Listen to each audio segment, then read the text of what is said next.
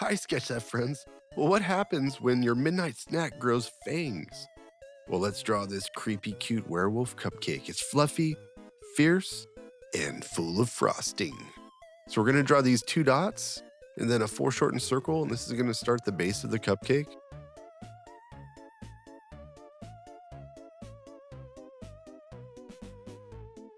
The 2 lines on the side of the cupcake are gonna taper down. That means they're gonna get closer together at the bottom.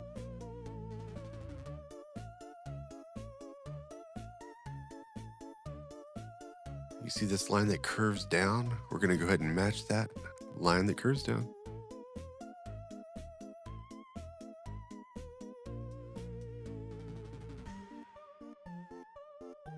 Now we're gonna go ahead and draw the lines on the cupcake liner.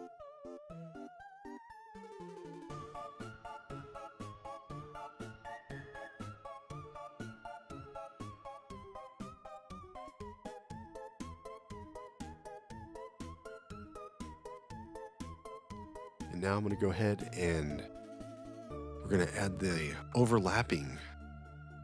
So this is kind of like the cake layer overlapping the cupcake liner with these lines that curve down.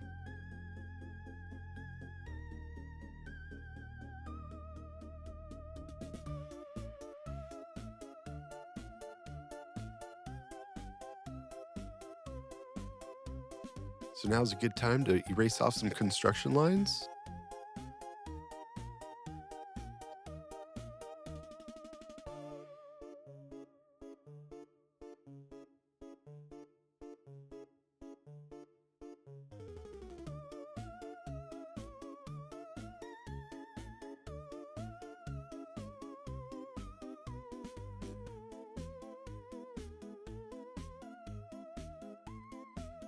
Yeah, I was gonna say, this is what happens when your midnight snack bites back. So we're gonna start off with this 2 dots, determines the height of the head of our werewolf's head. And you can see we curved a line to the left and then to the right. And we're using these basic shapes to establish the size and placement of the head and the hands here, these little paws. And in art, we call that proportions, size relationships in the drawing. Now that we've established those proportions, we're going to curve a line out to the left. We're going to be drawing this werewolf in 3/4 view. So just by curving a line to the left, we're able to now turn its head to the left. This eye on the right will be larger because objects that are closer to us are bigger and they get smaller off in the distance.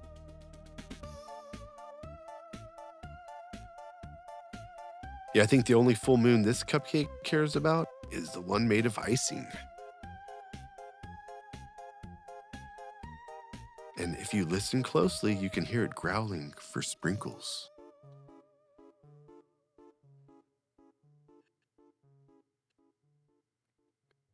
So you can see the shape of the nose is kind of like a rounded triangle.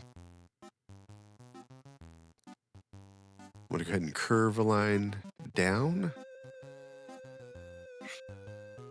And this side, same thing, curving a line down. The right side of the mouth is going to be larger than the left side because once again, it's closer to us. And this cupcake's about ready to grow some serious fangs.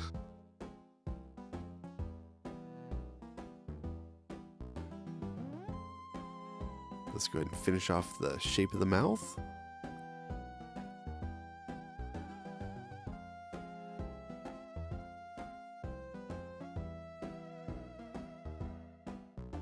And there's our first fang, and then this one here is going to be a little bit smaller.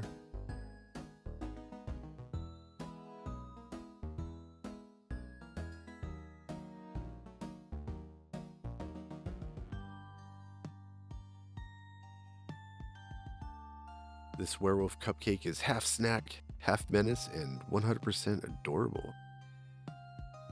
Just don't leave it out during a full moon. So now we have the tongue drawn. And I'm going to go ahead and start erasing off some of these construction lines.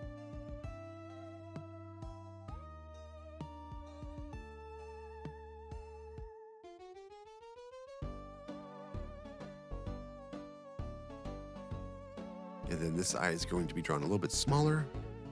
Well, if you have any more ideas for Halloween drawings, go ahead and drop those in the comments.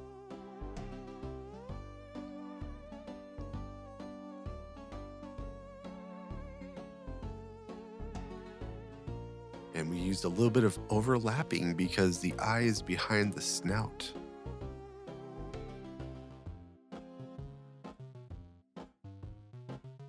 Okay, I'm going to curve a line out to the right. Now I'm curving these lines to create the little claws.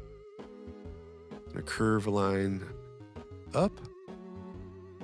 Once again, making the little claws.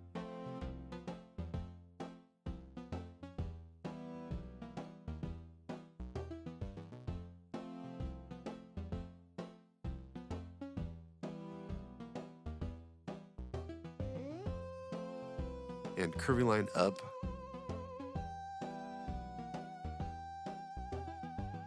And curving line out to the right and then to the left to create the claw. Same thing on this one. Yeah, guys, this cupcake did not come from the bakery. I think it escaped from it.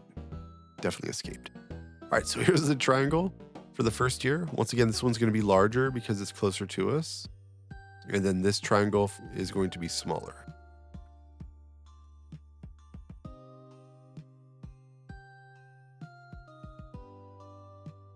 Yeah, don't worry, this werewolf only bites if you forget the frosting.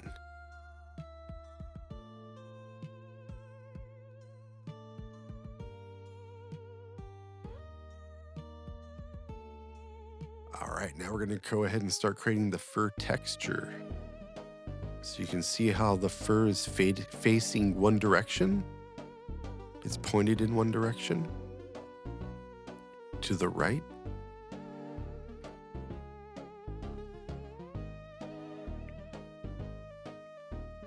And now you can see we're still facing or pointing the fur in the same direction. Now you can see it's kind of pointing kind of down to the right.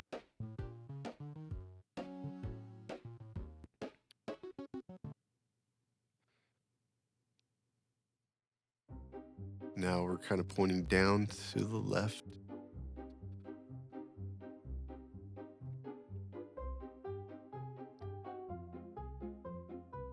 See, these ones are kind of pointing down and to the right.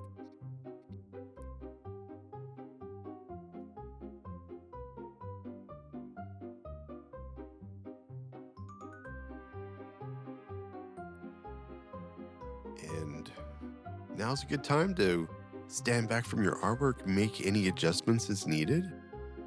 Can you erase off any construction lines you have? Now I'm going to give this a cool, mean expression. So when you angle the eyebrows like this, it makes them look kind of more angry and meaner. So now our werewolf looks a little bit scarier. If you want it to be kind of more of a cute, you can maybe like just use a line that curves up for little eyebrows. And now I'm going to add a little bit more fur texture. So I'm just using some lines. You can see I'm pointing these lines in the same direction as the hair is pointing once again.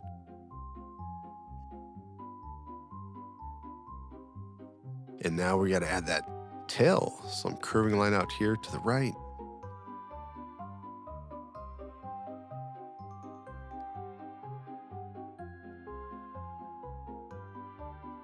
And now once again, we're going to point the hair in the same direction as we're going up here. It's kind of pointing up and to the right.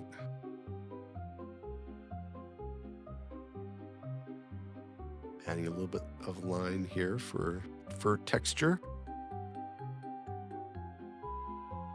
And it's going to erase off some construction lines, and then we're getting ready to outline. So I'm just going to outline with a Sharpie marker.